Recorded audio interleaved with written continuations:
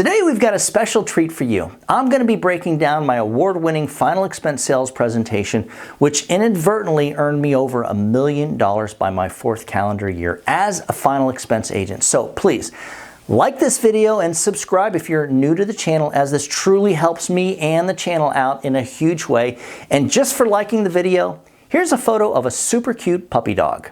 If you're going to make an effective sales presentation, there are 3 things that's got to happen, including 1, getting the prospect to admit that they have a need for the insurance, 2, bringing value from the product that we sell, and 3, guys, none of this is going to matter if you don't come off as a super knowledgeable and smooth professional while building lots and lots of rapport with your prospects.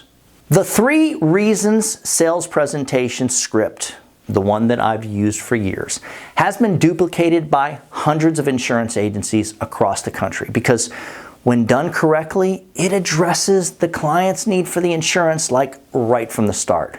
Janet, I know the last thing that you want is to leave your family stuck with your debt when you pass away, and there are only 3 reasons that you'd fill out that form in reference to this type of insurance. Number 1, some folks have no insurance to cover their final expenses or their burial.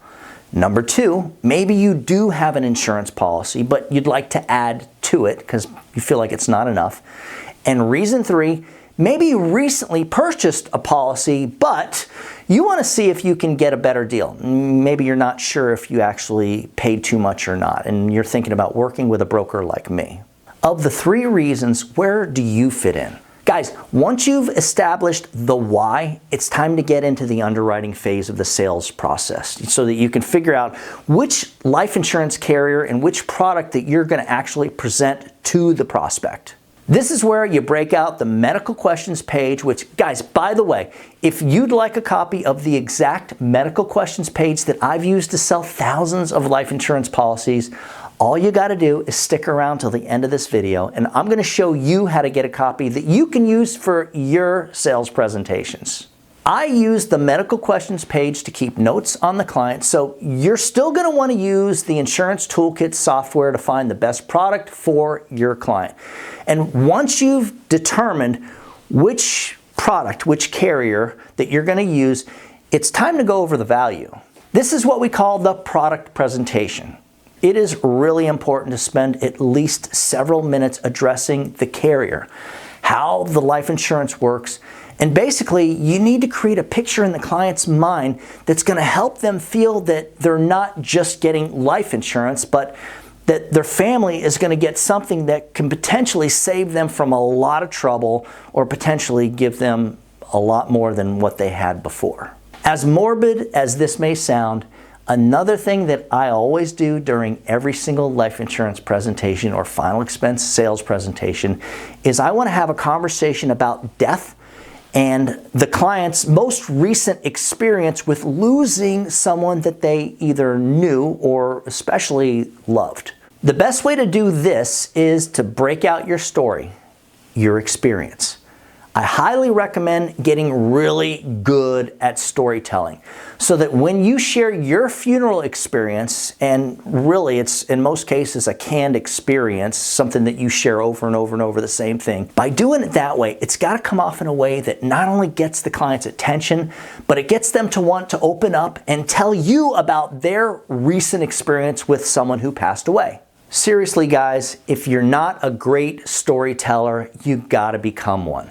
Just Google it. Learn how to tell a captivating funeral story and get really, really good at it so that you're drawing out the emotion. The better you are at telling your story, the easier it's going to be for the client to open up to you and inadvertently convince themselves that they need to purchase this much needed life insurance. Now that you've uncovered the need, made your product presentation, showed the client that you are the knowledgeable professional that's going to bring all this huge value to them, and you've gone over the product presentation in a way that I want to say would bring even more value to the table, it's time to go for the close. This is where most life insurance agents completely drop the ball. Because what happens is, instead of going for the close and closing, they tend to give prices. and come off as this, the only way for me to describe it is this, like this person who's just there to give them prices. Look, you got to close the sale. You got to buckle up your client for life. If I'm doing a remote sales presentation, I'm going to make sure the client has a notepad and I'm going to tell them to write down 3 options. Number 1, and again, write this down, $25,000. That's the face amount. And the monthly cost, write this down next to it, is $159 per month. Let me know once you got that written down. You got it? Okay, great. Number 2, $20,000.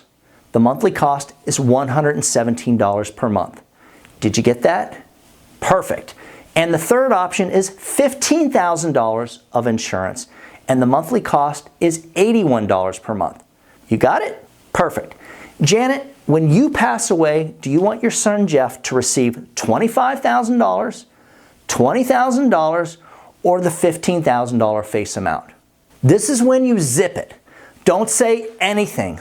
Let them think and let them tell you exactly what is on your mind. It's the old whoever talks first loses, right? When doing face-to-face sales presentations, I do it a little differently. So instead of having them write it down, I've already got it written down for them. And what I do is I go over each option one by one. I read each option out the same way and I make the same closing statement. Janet, of these 3 options, which do you want your son Jeffrey to receive when you die? The $25,000, the $20,000, or the $15,000?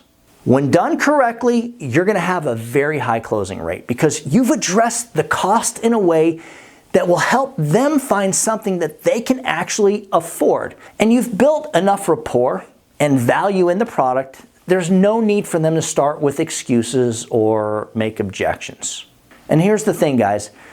You'll still get objections from people who absolutely need the insurance and actually want the insurance. And in most cases, these objections are actually like an underlying test that the client is naturally going to give to anybody who's selling them something.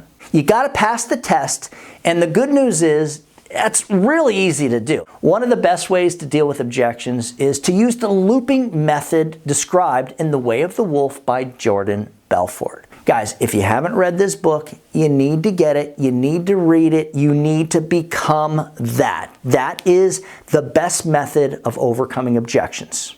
The client will give you an objection, and then you react positively and with passion and understanding. Absolutely, Janet. Hey, I totally get that. Now, let me show you something else to think about. Or let me show you something else to speak with your son about. This is when you use the client's objection as an opportunity to build more value in the product that you're selling. Then you dig right back into the product presentation. And guys, I recommend, like what I do is I recommend having like a page of notes for each carrier, talking points that represent them. So you have that page ready to go for every single carrier. So like if you're writing American Amicable, for example, and you know that's the product that you're pricing them with, when they give you the objection, you can jump into the loops and start hitting on the talking points. Again, this is where the storyteller in you has got to shine. Talk about everything about the carrier, including like how old they are, how big they are, how many people they employ. I mean, even these little things helps. How much life insurance they have in force. Even talk about like 9/11 and how, you know, this company was one of the companies, one of the life insurance carriers that actually paid out all the claims from that act of war when they didn't have to, because life insurance, by the way, guys, doesn't pay from 2 things. Suicide in the first 2 years or acts of war ever. That's just how it is. And how the idea is you're talking about 9/11 and how these companies actually paid the claims anyway. Get into the ratings, you know, the AM Best rating, and even do like a presentation on AM Best itself. Man, they got a lot to talk about. You know, who they are, what they do, how important it is for life insurance companies to be rated by them. After 10 minutes of this, I go right back to the close with a leading statement. Janet, can I make a suggestion? Why don't you just start with the bottom option for $81 per month? That way, you're not leaving the financial obligation to your son. And by the way, if you decide later that you actually want more insurance, more coverage, you just give me a call. I can make that happen. How's that sound? Hopefully you guys got something out of today's video. Again, if you'd like a copy of the medical questions page that I use to underwrite thousands of final expense and life insurance clients, just email me at doug@ufesonline.com. If you'd like more information on working with us at United Final Expense Services, just shoot me an email at that same address. As always, when you put the needs of your clients first, everything else will usually fall right into place. Now get out there and whatever happens, make sure that you do something good for someone else today. Happy hunting.